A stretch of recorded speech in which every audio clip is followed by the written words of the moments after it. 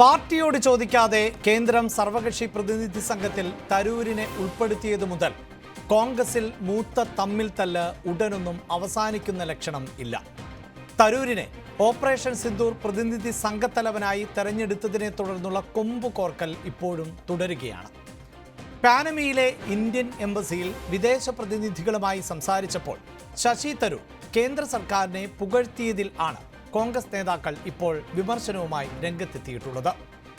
സമീപ വർഷങ്ങളിൽ വന്ന മാറ്റം എന്തെന്നാൽ ആക്രമണം നടത്തിയാൽ വലിയ വില നൽകേണ്ടി വരുമെന്ന് ഭീകരർക്ക് മനസ്സിലായി എന്നായിരുന്നു ശശി തരൂർ പറഞ്ഞത്. ഉറി ഭീകരാക്രമണത്തിന് പിന്നാലെ മിന്നൽ ആക്രമണത്തിനായി ഇന്ത്യ നിയന്ത്രണ രേഖ മറികടന്നു. അത് മുമ്പ് സംഭവിക്കാത്ത ഒന്നാണ്. കാർഗിൽ യുദ്ധസമയത്ത് പോലും ഇന്ത്യ നിയന്ത്രണ രേഖ കടന്നിട്ടില്ല എന്നും അദ്ദേഹം പറഞ്ഞു. തരൂരിൻ്റെ ഈ വാക്കുകൾ ആണ് കോൺഗ്രസ് നേതൃത്വത്തെ ചൊടിപ്പിച്ചത്.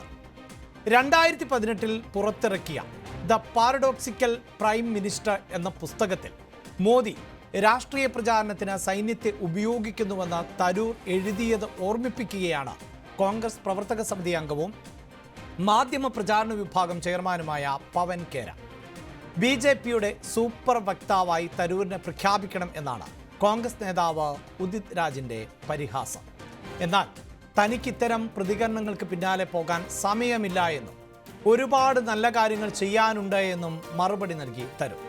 താൻ വ്യക്തമായും സ്പഷ്ടമായും സംസാരിച്ചത് ഭീകരാക്രമണങ്ങളെക്കുറിച്ചുള്ള തിരിച്ചടികളെക്കുറിച്ചാണ് എന്നും അല്ലാതെ മുൻകാല യുദ്ധങ്ങളെക്കുറിച്ചല്ല എന്നും ശശി തരൂർ പറയുന്നു.